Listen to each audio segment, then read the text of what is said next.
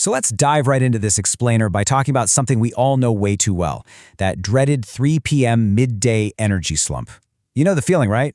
We've all been there just staring blankly at a vending machine, craving sugar but knowing full well that those crinkly little bags aren't doing our bodies any favors whatsoever.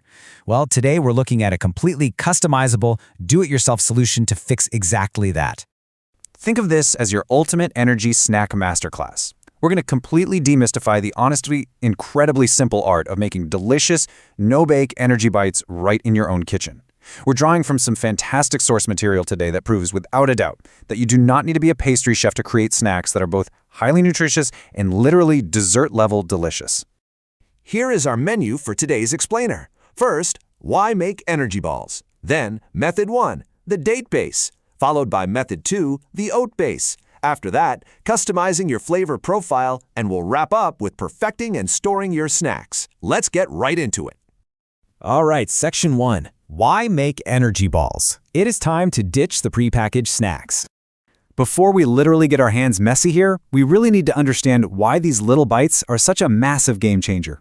They give you the exact fuel you need, we're talking packed with protein, fiber, and healthy fats, so you can totally skip that nasty sugar crash and actually stay full all day long.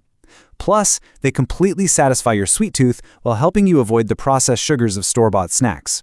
Oh, and the best part? They require absolutely zero baking.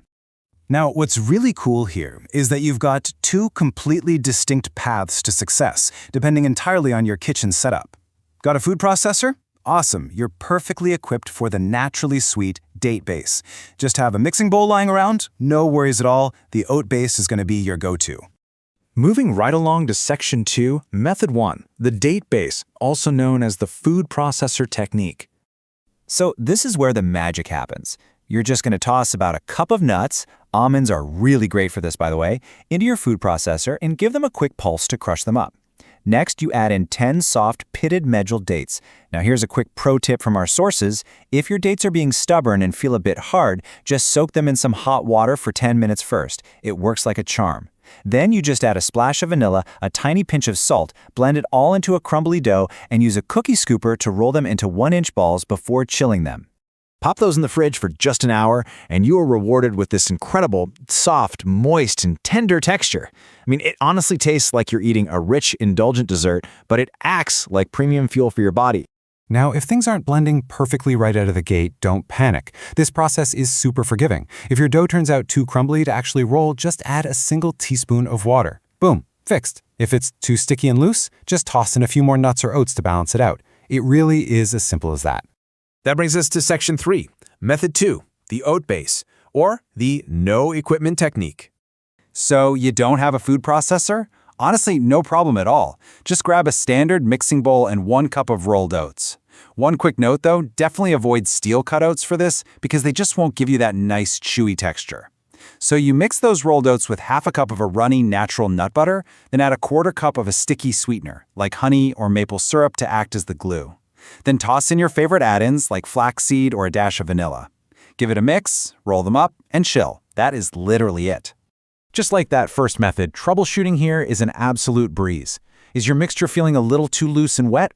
Just sprinkle on a handful of extra oats. Is it too dry and crumbling apart in your hands? Squeeze in just a tiny bit more honey.